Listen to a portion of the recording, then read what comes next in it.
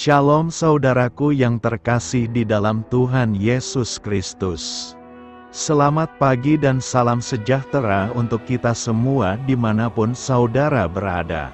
Selamat datang kembali di Renungan Rohani pagi hari ini. Semoga saudara yang terkasih dalam keadaan sehat selalu, kiranya damai dan sukacita Roh Kudus melimpah di dalam hati dan pikiran saudara saat ini.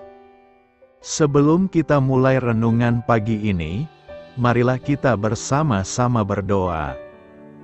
Bapa kami yang bertahta di dalam kerajaan surga, Bapa kami yang kekal dan ajaib. Terima kasih sudah membangunkan kami pada pagi hari ini. Terima kasih atas penyertaan dan perlindungan Tuhan. Kami mengucap syukur atas anugerah-Mu dan berkat-Mu. Kiranya Bapa memberkati pendengar kami yang sedang sakit, yang sedang banyak pikiran, yang memiliki banyak masalah. Kiranya Bapa menyembuhkan kami yang sedang sakit. Tuhan angkat seluruh penyakitnya. Tuhan berikan pemulihan jasmani kepada kami di sini. Apapun penyakit kami, kiranya Tuhan sembuhkan dan Tuhan pulihkan. Begitu juga saudara pendengar kami yang memiliki banyak masalah hidup. Kiranya Bapa berkenan memberikan kelegaan dan pemulihan. Untuk pendengar kami yang memiliki masalah ekonomi dan berbeban berat, juga Tuhan berikan arah dan jalan hidup baru. Kiranya tangan Tuhan berkenan menjamah dan mengambil beban itu. Kami di sini memiliki masalah kami masing-masing dan kiranya Tuhan memberikan kami jalan keluar. Terima kasih Tuhan, karena karunia Tuhan aku dapat bangun dengan pagi hari ini. Aku menyerahkan seluruh aktivitasku hari ini ke dalam kuasa tangan Tuhan. Jauhkanku dari yang jahat, ya Tuhan, Tuhan Yesus. Tolong lindungi dan berkati aktivitasku hari ini. Tolong berkati juga keluarga dan teman-temanku. Bapa Surgawi, oleh karya Roh Kudus, tolonglah aku untuk menjauhi segala sesuatu yang melukai hati-Mu. Ampunilah segala dosa kami, ya Tuhan. Dalam nama Tuhan Yesus, aku sudah berdoa. Amin. Sahabat pendengar saudara rohani, bacaan renungan dan ayat emas Alkitab kita pada pagi hari ini dimulai. Nats bacaan kita pagi hari ini adalah, tetapi tidak berapa lama kemudian turunlah dari arah pulau itu angin badai, yang disebut angin timur laut. Kapal itu dilandanya dan tidak tahan menghadapi angin haluan. Tertulis di dalam kitab Kisah Para Rasul 27 ayat 14-15a. Judul renungan kita hari ini adalah, Kuat Berdiri di Atas Badai Hidup. Bacaan kita pada pagi ini terambil dari kitab Kisah Para Rasul 27 ayat 20 sampai dengan ayat 25. Setelah beberapa hari lamanya baik matahari maupun bintang-bintang tidak kelihatan, dan angin badai yang dahsyat terus-menerus mengancam kami, akhirnya putuslah segala harapan kami untuk dapat menyelamatkan diri kami. Dan karena mereka beberapa lamanya tidak makan, berdirilah Paulus di tengah-tengah mereka dan berkata, "Saudara-saudara, jika sekiranya nasihatku dituruti, supaya kita jangan berlayar dari Kreta, kita pasti terpelihara dari kesukaran dan kerugian ini. Tetapi sekarang, juga dalam kesukaran ini, aku menasihatkan kamu, supaya kamu tetap bertabah hati, sebab tidak seorang pun di antara kamu yang akan binasa, kecuali kapal ini, karena tadi malam seorang malaikat dari Allah, yaitu dari Allah yang aku sembah sebagai miliknya, berdiri di sisiku, dan ia berkata, 'Jangan takut, Paulus. Engkau harus menghadap Kaisar, dan sesungguhnya oleh karunia Allah, maka semua orang yang ada bersama-sama dengan engkau di kapal ini akan selamat karena engkau. Sebab itu tabahkanlah hatimu, Saudara-saudara, karena aku percaya kepada Allah, bahwa semuanya pasti terjadi sama seperti yang dinyatakan kepadaku. Ayat renungan kita ini terambil dari kitab Kisah Para Rasul 27 ayat 20 sampai dengan ayat 25. Kata bijak Alkitab hari ini adalah, pertanyaannya, ke arah manakah sauh atau pengharapan itu akan kita labuhkan? Mari kita mulai renungan pagi kita. Baiklah, mari kita mulai segmen kisah inspiratif. Dikisahkan terdapat 276 jiwa berada dalam satu kapal yang sedang mengalami pencobaan yang sangat berat saat menempuh perjalanan menuju Roma. Kapal tersebut terkena angin sakal sehingga terombang-ambing di tengah lautan. Lebih mengerikan lagi, saat kejadian berlangsung langit dalam keadaan gelap gulita sampai-sampai mereka tidak melihat matahari selama hampir 14 hari. Begitu dahsyatnya angin sakal dan gelombang laut yang menghantam kapal, orang-orang menjadi tawar hati dan hilang pengharapan. Setelah beberapa hari lamanya baik matahari maupun bintang-bintang tidak kelihatan, dan angin badai yang dahsyat terus-menerus mengancam kami, akhirnya putuslah segala harapan kami untuk dapat menyelamatkan diri kami. Alkitab menyatakan, jika engkau tawar hati pada masa kesesakan, kecillah kekuatanmu. Ketika orang-orang sudah sangat pesimistis dan merasa sudah tidak memiliki harapan untuk selamat, Rasul Paulus yang kebetulan menjadi salah satu penumpang di kapal itu, memiliki sikap hati yang berbeda. Di tengah kepanikan yang hebat, Rasul Paulus mampu menguatkan orang banyak itu.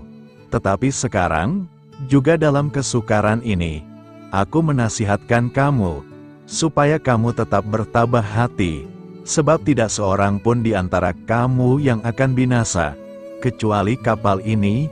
Dengan penuh iman ia berkata, tidak seorang pun di antara kamu akan kehilangan sehelai pun dari rambut kepalanya. Kemudian untuk mengantisipasi supaya kapal tidak kandas di salah satu batu karang, mereka pun sepakat membuang sauh. Bahkan 4 sauh sekaligus. Sauh atau jangkar adalah alat berkait dan berat, dibuat dari besi, yang dilabuhkan dari kapal ke dasar laut supaya kapal dapat berhenti dan tidak terbawa oleh arus. Dengan sauh, sebuah kapal akan tetap kokoh menghadapi hantaman ombak.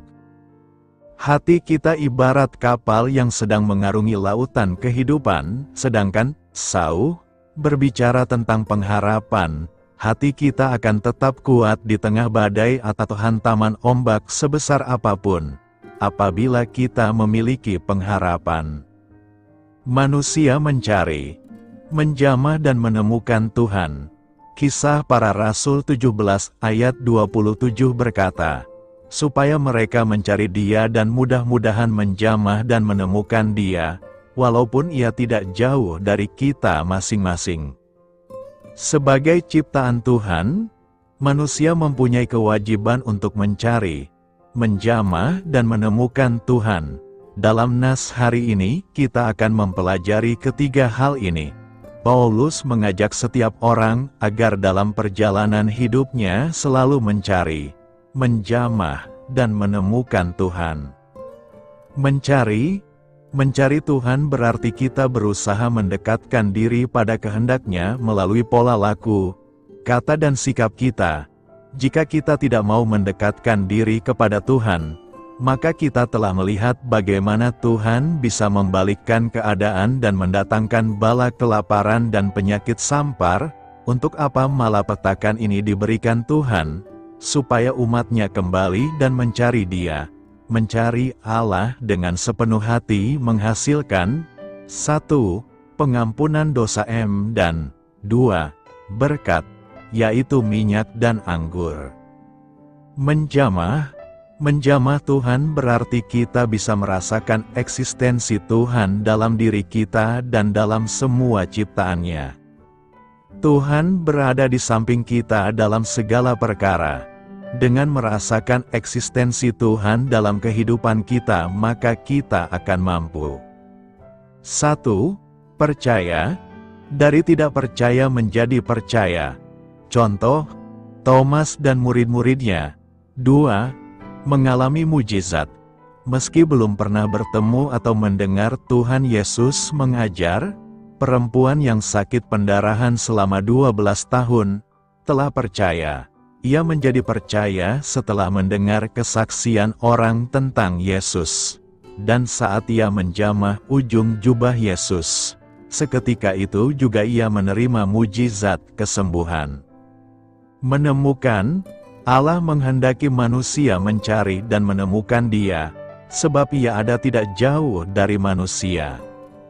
Mazmur 19 ayat 2-7 mencatat bukti keberadaannya yang amat dekat dengan manusia. Langit menceritakan kemuliaan Allah, dan cakrawala memberitakan pekerjaan tangannya. Dari ujung langit ia terbit, dan ia beredar sampai ke ujung yang lain, tidak ada yang terlindung dari panas sinarnya. Puji Tuhan! Manusia bahkan tak dapat melarikan diri dari hadapannya, sebab Dia ada di mana-mana. Tak ada tempat bagi seorang pun untuk bersembunyi dari hadirat Tuhan. Untuk bisa menemukan Allah, kita harus mencarinya dengan iman dan dengan sungguh-sungguh. Tetapi, tanpa iman tidak mungkin orang berkenan kepada Allah. Sebab barang siapa berpaling kepada Allah, ia harus percaya bahwa Allah ada, dan bahwa Allah memberi upah kepada orang yang sungguh-sungguh mencari Dia. Untuk bisa menemukan Allah, dan layak baginya, kita harus mengasihi Dia secara total, mengasihi Dia lebih dari mengasihi orang tua, suami atau istri, anak.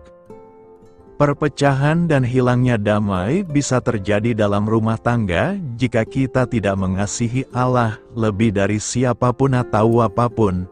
Barang siapa mengasihi bapa atau ibunya lebih daripadaku, ia tidak layak bagiku. Dan barang siapa mengasihi anaknya laki-laki atau perempuan lebih daripadaku, ia tidak layak bagiku. Karena itu, carilah Dia dengan iman dan dengan segenap hati, begitu rupa sehingga kita bisa mengasihi Dia di atas segala-galanya, maka kita akan menemukan Dia dan layak di hadapannya. Selamat berkarya untuk Tuhan, selamat memulai karya kehidupan untuk Tuhan. Doa saya menyertai saudara sekalian. Saya memberkati Anda agar sewaktu Anda mencarinya dari Dia, Bapa Surgawi Anda akan memberikan bagi Anda roti harian Anda. Dalam nama Yesus Kristus, Tuhan yang berkuasa atas alam semesta dan menuntun kita kepada iman yang menyelamatkan, Tuhan Yesus menyertai senantiasa. Tuhan memberkati. Amin.